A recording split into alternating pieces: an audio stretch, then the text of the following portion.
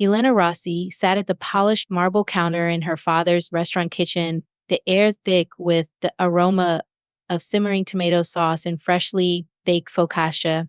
Her father slid a contract across the counter toward her, his movements deliberate, as if this moment had been rehearsed for years. "This is what it costs to raise you," he said, his voice firm but tinged with something unspoken pride. "Regret? Control? Sign here, we'll forget about your little photography hobby." The room seemed to shrink around Elena. She stared at the man who had once been one of Italy's most celebrated chefs, his expensive suit now slightly wrinkled, dark circles under his eyes hidden behind designer glasses. The office still looked the same, walls adorned with culinary awards, family photos arranged, perfectly all featuring her older brother Luca, poised to inherit the legacy of Ristorante Rossi. And then there was that familiar scent leather, garlic, and an almost palpable aura of superiority.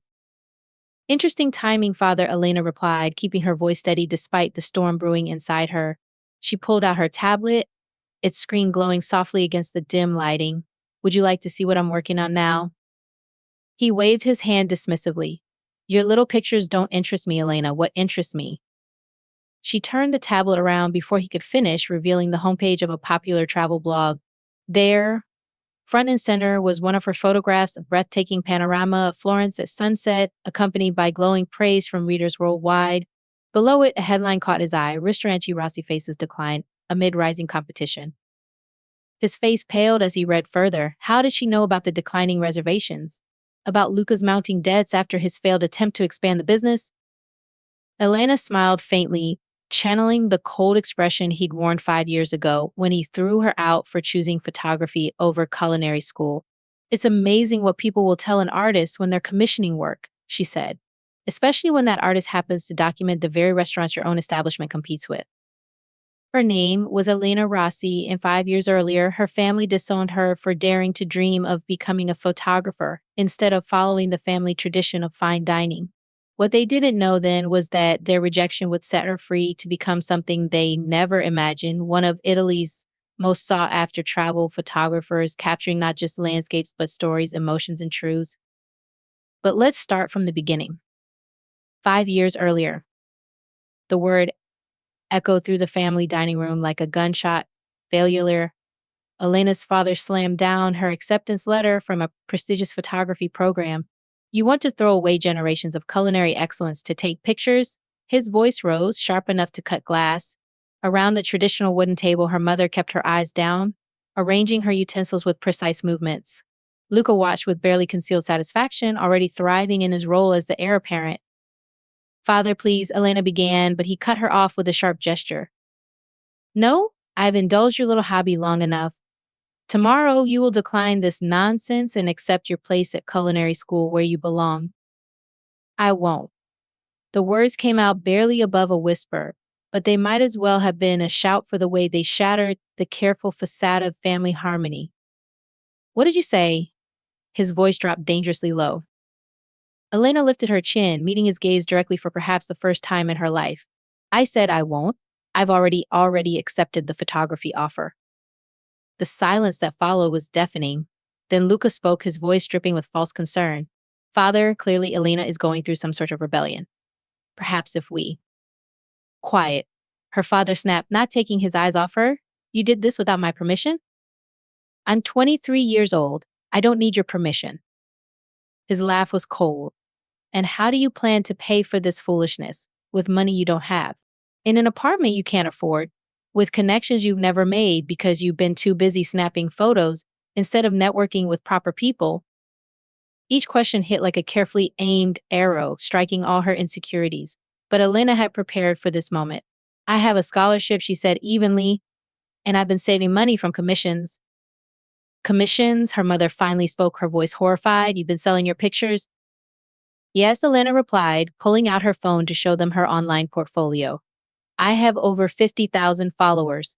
Companies are already—" Her father's hand slammed down on the table again, making the dishes rattle. "Enough? This ends now.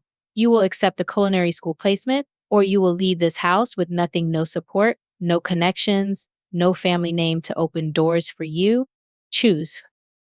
Elena looked around the table at her father's rigid anger, her mother's averted gaze, Luca's smug smile.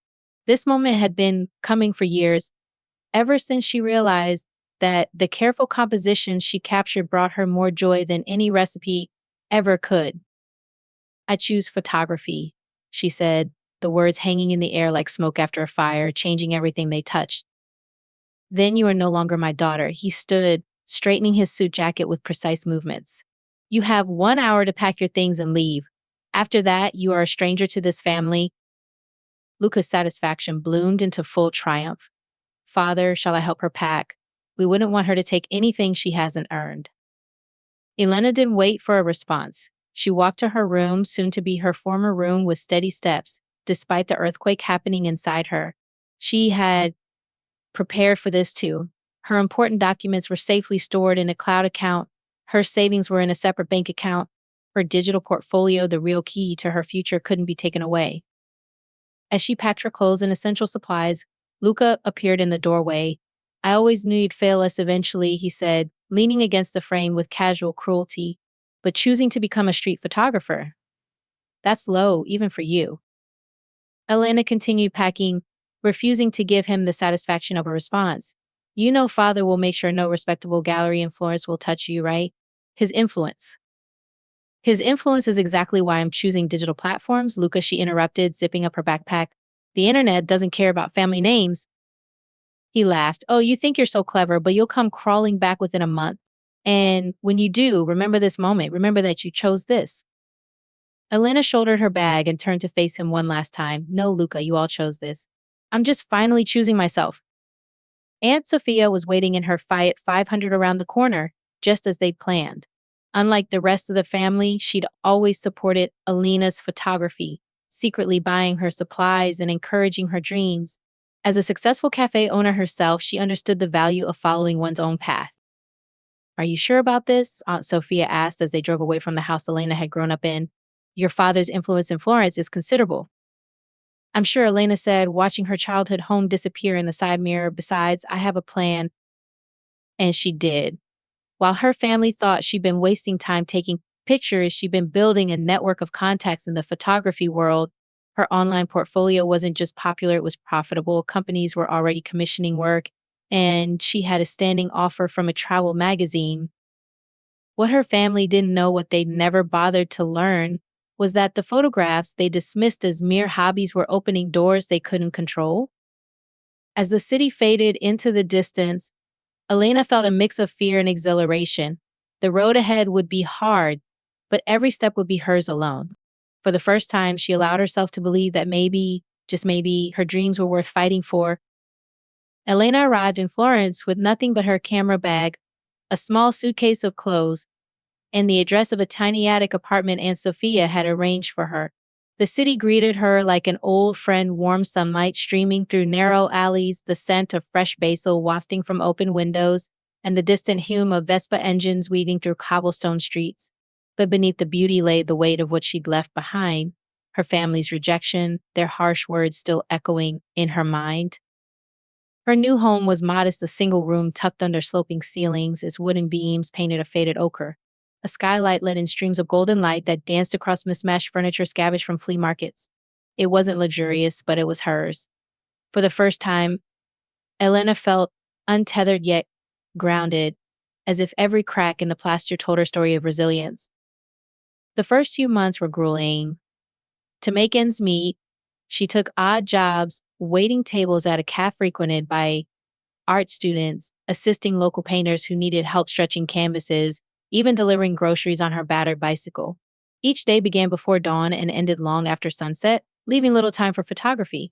Yet, whenever exhaustion threatened to overwhelm her, she reminded herself why she'd chosen this path. One evening, after closing up at the cafe, Elena wandered into Piazza della Signoria. The square was alive with energy street performers juggling fire, tourists snapping photos of Michelangelo's David, and elderly artisans sketching portraits for passers-by. She found herself drawn to a man carving intricate designs into leather wallets. His hands moved with practiced precision, each stroke imbuing the material with life. You have an eye, he said suddenly, catching her gaze. I see you watching. Elena flushed, surprised he'd noticed. I'm sorry, I didn't mean to stare. No need to apologize, he smiled warmly, gesturing for her to sit beside him. Tell me, what do you see when you look at my work? She hesitated, then spoke honestly. I see stories. Every line feels deliberate, like it carries meaning. He nodded approvingly. Exactly. Art isn't just about creation, it's about connection. You carry a camera, yes? Why don't you show me your world? For the first time since leaving home, Elena shared her photographs, not just the polished shots meant for social media, but raw, unedited images captured during quiet moments. There was a baker dusted in flour, his face lined with years of labor, a child chasing pigeons near the Duomo, laughter frozen mid flight, and a weathered fisherman mending nets along the Arno River. These are extraordinary, the artisan said, his voice tinged with awe. They're not just pictures, they're windows into lives. Have you thought about sharing them more widely? I've tried, Elena admitted, but galleries here, they care more about names than talent. Then bypass them, he suggested. There's power in digital platforms these days. Find your audience where they live in their phones, their tablets, their screens. Inspired, Elena dove headfirst into building her online presence. She joined photography forums, participated in collaborative projects, and reached out to influencers whose work resonated with hers. Slowly but surely, her following grew. Her feed became a mosaic of Florence's hidden gems, ivy-covered courtyards, crumbling frescoes peeking through scaffolding, and artisans preserving centuries-old traditions. One afternoon, while photographing a glassblower in Oltrarno, she struck up a conversation with another photographer named Marco. Tall and lanky with perpetually wind-tousled hair, he introduced himself as a travel writer researching an article on emerging artists in Italy. Your work is incredible, he said, scrolling through her Instagram profile. It's intimate without being intrusive. How do you get people to trust you so quickly? Elena shrugged. I listen. Most people just want someone to see them to really see them. Photography gives me a way to do that. Marco grinned. Well, I think I know someone who'd love to feature your work. Let me send you her contact info. That introduction led to her first major commission. A travel magazine wanted her to document Tuscany's lesser-known villages. The assignment paid enough to cover rent for 6 months, allowing Elena to focus solely on her craft. As she traveled from town to town, capturing sunflower fields, swaying in summer breezes, and vineyards glowing amber under autumn skies, she realized something profound. Success wasn't just about proving her father wrong. It was about finding joy in authenticity. Back in Florence, Elena attended a networking event hosted by a collective of creatives. Among the attendees was Chiara, a graphic designer known for her bold use of color and innovative approach to branding. They bonded over shared frustrations about the art world's elitism and mutual admiration for storytelling through visuals. You should collaborate with us, Chiara urged during a break. We're working on a project combining photography and augmented reality. Imagine bringing your images to life, letting viewers step inside your worlds. Elena's pulse quickened. The idea excited her, pushing her beyond the boundaries of traditional photography. Over the next few weeks, she immersed herself in the project, learning new techniques and experimenting with digital overlays. When the final exhibition debuted, visitors marveled at how seamlessly technology enhanced her art. One critic described it as a bridge between past and future, honoring tradition while embracing innovation. Amidst her growing success, Elena couldn't escape thoughts of her family. News trickled in through Aunt Sophia, Luca struggling to manage the restaurant's finances, her mother quietly advocating for reconciliation, and her father doubling down on his refusal to acknowledge her achievements. Part of her yearned to reach out to mend the rift, but another part feared reopening old wounds. Late one night, unable to sleep, she climbed onto the rooftop terrace overlooking Florence. The city sparkled below, its lights reflecting off the river like scattered stars. She pulled out her camera, framing the scene until it felt perfect. Then, instead of taking the shot, she lowered the lens and simply watched. For all the pain her journey had brought, it had also given her something invaluable: clarity. Her father's rejection no longer defined her. Instead, it had become fuel, a reminder that courage isn't the absence of fear, but the willingness to move forward despite it. As dawn broke over the horizon, painting the sky in hues of gold and rose, Elena made a silent promise to herself. She would continue creating, not to spite those who doubted her, but to honor the person she'd fought so hard to become. And maybe someday her family would understand that her dreams weren't a betrayal of their legacy, but an evolution of it. Elena returned to Venice not because she wanted to, but because she had no choice. Her photography career had reached new heights. A prestigious exhibition showcasing her work was set to open in one of the city's most celebrated galleries. The irony wasn't lost on her. This was the same Venice where her family's restaurant empire once thrived, now struggling under mounting debts and fading relevance. She walked through its labyrinthine streets, the scent of brackish water mingling with the faint aroma of freshly baked brioche from a nearby cafe. Every step felt heavier than the last, as if the cobblestones themselves conspired to remind her of what she'd left behind. The gallery space was tucked away in a quiet corner near the Rialto Bridge, its glass doors reflecting the golden glow of sunset over the Grand Canal. Inside, workers bustled about, arranging prints and adjusting spotlights. Elena stood at the center of it all, clutching her camera bag like a lifeline. For years, she dreamed of moments like this, her art displayed for the world to see, but now that it was happening, she couldn't shake the feeling of unease. Venice hadn't changed much since she'd last been here 5 years ago, yet everything seemed different. The gondolas still glided silently along the canals, their drivers singing traditional songs to tourists who snapped photos without truly seeing. But beneath the surface beauty lay cracks, crumbling facades, shuttered businesses, and an air of melancholy that mirrored her own conflicted emotions. As she wandered through familiar alleys, whispers followed her, locals gossiping about the Rossi family's decline, Luca's failed expansion plans, and her father's stubborn refusal to adapt to changing times. That evening, Elena attended a private preview of the exhibition. Dressed in a simple black dress, she mingled with critics, collectors, and fellow artists, exchanging polite smiles and rehearsed anecdotes. Despite the accolades pouring in, she couldn't escape the sense that something or someone was missing. And then, just as she was about to slip out unnoticed, she saw her mother standing near the entrance, clutching her purse tightly, as if afraid it might be snatched away. "Elena," her mother called softly, her voice trembling. "May I speak with you?"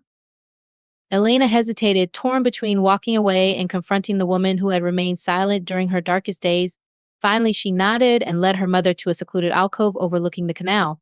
The water shimmered below, its ripples catching the light of distant lanterns. "I didn't know you were coming," Elena said, her tone carefully neutral. Her mother sighed, wringing her hands nervously. "Your Aunt Sophia told me about the exhibition. I had to come, to see your work, to see you." For a moment, neither spoke. Elena studied her mother, the lines etched deeper around her eyes, the gray streaks threading through her once raven hair. This was the woman who had always prioritized peace over truth, obedience over individuality. Yet there was something fragile about her now, something raw and unguarded. "You look well," her mother ventured after a long pause. "Successful." "And you look tired," Elena replied, softer than she intended. "How is everyone? How is father?" Her mother flinched at the question. "He's stubborn as always, refusing to sell the restaurant even though it's barely breaking even. Luca, he's struggling too. The debts are piling up faster than he can manage them." Elena absorbed this information silently, each word striking a chord deep within her. She'd imagined countless scenarios where her family begged for forgiveness or tried to guilt her into returning. But hearing about their struggles not as punishment for rejecting her, but as consequences of their own choices left her unsettled. "You never call," she said finally, her voice steady despite the storm brewing inside her. "Not once in 5 years, not when I was working 3 jobs to survive, not when I doubted myself every single day. You let him push me away." Tears welled up in her mother's eyes. "I'm sorry, Elena. Truly I am. But you have to understand he's your father. He thought he was doing what was best for you." "No," Elena interrupted sharply. "He thought he was doing what was best for him, for his legacy, for his reputation. My dreams didn't matter to him unless they fit into his vision of perfection." Her mother opened her mouth to respond, but before she could, a familiar figure appeared at the gallery entrance. Her father. Time seemed to slow as he scanned the room, his gaze landing on Elena. For a brief second, their eyes met, and she saw something unexpected in his expression, not anger, not disdain, but something akin to regret. "Elena," he said, approaching cautiously, "we need to talk." She stiffened, instinctively stepping back. "There's nothing to say, father. You made your position clear 5 years ago." "But I was wrong," he admitted, his voice barely above a whisper. "I was wrong about so many things." The admission caught her off guard. Never in her wildest dreams had she imagined hearing those words from him. Yet even as part of her softened, another part hardened further. Words were cheap compared to actions, and apologies meant little without accountability.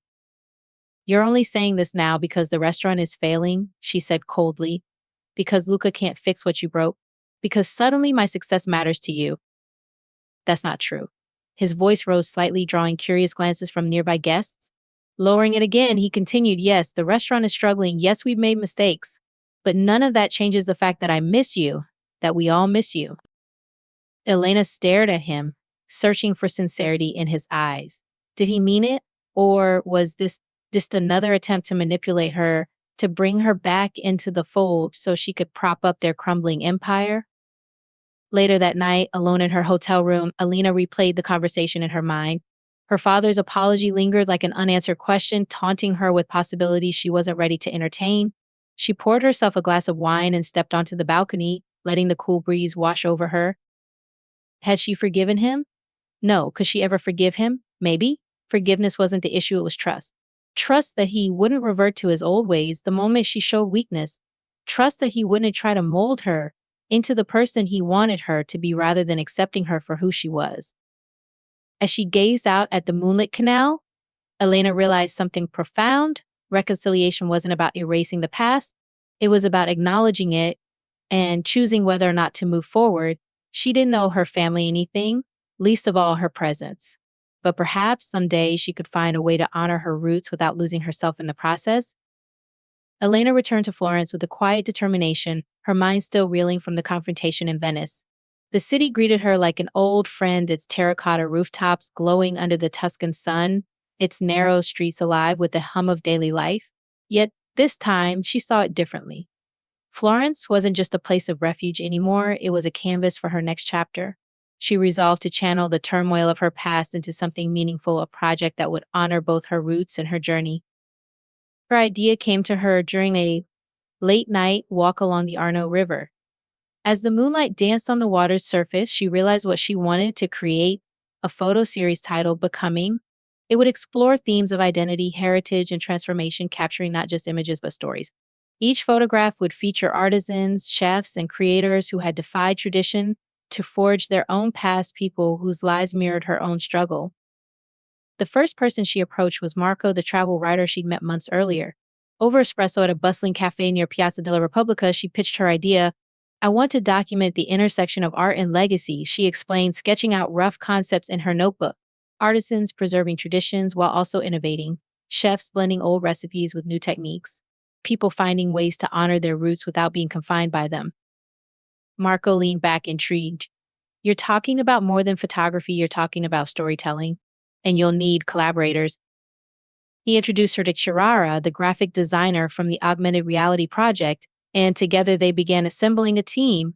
Elena reached out to local artisans she photographed before, explaining her vision. To her surprise, many were eager to participate, not just because of her growing reputation, but because they understood the power of representation. For years, their work had been dismissed as outdated or irrelevant. Now, Elena offered them a chance to reclaim their narratives. One of those artisans was Luca Bianchi, a leather worker whose shop sat tucked away in Oltrarno. His family had crafted saddles for generations, but Luca had dared to experiment, creating modern bags and accessories infused with traditional craftsmanship. When Elena arrived at his workshop, he greeted her warmly, though his eyes betrayed a flicker of skepticism. You really think people will care about my story? He asked, running his fingers over a half-finished tote bag. I do, Elena replied firmly, because your story isn't just yours, it's universal. It's about choosing authenticity over approval, about honoring where you come from while daring to go somewhere new. As they worked together, Luca opened up about his own struggles, the pressure to conform, the fear of failure, the joy of finally creating something uniquely his. Elena captured these moments not just through her lens, but through conversations that felt like therapy for them both. The project consumed her, but it also healed her. With each portrait, each interview, she confronted pieces of herself she'd buried long ago. There was Sofia Ricci, a baker who refused to use industrial mixers, despite rising costs, insisting that handmade bread carried the soul of her ancestors. And Giovanni Rousseau, a winemaker who blended ancient grape varieties with experimental fermentation methods, proving that innovation didn't mean abandoning tradition, it meant evolving it. Through their stories, Elena found clarity. Her father's rejection hadn't destroyed her. It had forced her to redefine success on her terms. Her mother's silence hadn't raised her worth. It had taught her the importance of speaking up. Even Luca's smugness and May's cruelty had shaped her resilience, sharpening her resolve to carve out space for herself in a world that often tried to shrink her. But as much as the project helped her process her pain, it also reignited questions she thought she'd answered. What did reconciliation look like? Was it possible to forgive without forgetting? These thoughts lingered as Aunt Sophia visited one evening, bringing news from Venice. Your father's condition is worsening, Sophia said gently, placing a steaming cup of tea on Elena's cluttered desk. He's different now, softer. He asks about you sometimes. Elena froze, her pen hovering mid-sentence. Why are you telling me this? Because I think you deserve to know, Sophia replied, not because he deserves forgiveness, but because you deserve closure. A week later, Elena stood outside her childhood home in Venice, her camera slung over her shoulder. The restaurant looked smaller than she remembered, its once pristine facade now dulled by neglect. Inside, the air smelled faintly of mildew instead of garlic and basil. Her father sat at a corner table, frail and pale, his once commanding presence reduced to fragile whispers. For a moment, neither spoke. Then he gestured weakly toward the chair across from him. Sit, he rasped. She obeyed, setting her camera down carefully. The silence stretched between them, heavy with unspoken words. Finally, he broke it. I was wrong, he said, his voice barely audible. About everything. Elena studied him, searching for traces of the man who had thrown her out 5 years ago. What changed? Failure, he admitted bitterly, watching everything I built crumble. Realizing that my obsession with control cost me the only thing that mattered, my family. His confession hit her like a wave, stirring emotions she'd buried deep. Anger, grief, pity. But beneath it all, a flicker of understanding, her father wasn't invincible. He was human, flawed and fallible, just like her. I'm sorry, he continued, tears welling in his eyes, for pushing you away, for failing to see your strength, for letting pride blind me to the truth. Elena swallowed hard, her throat tight. Apologies don't fix everything, father. Trust takes time and actions matter more than words. He nodded, accepting her response without argument. For the first time, she saw vulnerability in him, not weakness, but honesty. Before leaving, Elena retrieved her camera and snapped a single photograph. Her father, seated at the head of an empty dining table, sunlight streaming through dusty windows. The image captured not just his fragility, but the weight of decades spent chasing perfection at any cost. Back in Florence, she framed the photo and sent it to him with a note. This isn't about forgiving or forgetting. It's about seeing things as they are and choosing to move forward anyway. In the weeks that followed, Elena poured her energy into completing Becoming. The exhibition premiered in a converted warehouse overlooking the Arno, drawing crowds from across Italy. Visitors marveled at how seamlessly Elena wove personal and collective stories into a tapestry of resilience. Critics hailed it as groundbreaking, praising its ability to inspire reflection and hope. Yet for Elena, the true triumph lay in the process itself. By documenting others' journeys, she rewritten her own not as a tale of revenge, but as a testament to growth. Forgiveness remained elusive, but understanding had taken root, and perhaps someday that would be enough. Elena Rossi stood on the edge of a sun-drenched Tuscan hillside, her camera slung over one shoulder and a notebook in hand. The air was alive with the hum of cicadas, the scent of wild thyme carried on a warm breeze. Below her stretched rows of olive trees, their silvery leaves shimmering like waves under the midday sun. It had been 5 years since she left her family's restaurant empire behind, and though the wounds of that departure still lingered, they no longer defined her. She had built something entirely her own, a life rooted not in obligation but in passion. This remote village, nestled among rolling hills and crumbling stone farmhouses, had become her sanctuary. Here, away from Florence's bustling streets and Venice's gilded canals, Elena found clarity. Each morning began with coffee brewed from beans roasted by a local artisan, followed by hours spent exploring the countryside or documenting its people. Her days were simple yet fulfilling, a stark contrast to the rigid expectations of her past. But simplicity didn't mean stagnation. In fact, Elena had never felt more creatively alive. Over the past few months, she'd begun conceptualizing a new project, one that would serve as both a culmination of her journey and a bridge to whatever came next. Tentatively titled Open Horizons, it would combine photography, storytelling, and augmented reality to explore themes of identity, resilience, and transformation. Each chapter would focus on individuals who had dared to defy convention, weaving their stories into a tapestry of courage and authenticity. The idea for Open Horizons had come to her During a quiet moment at dawn, sitting on the terrace of her rented farmhouse, she watched sunlight spill over the valley.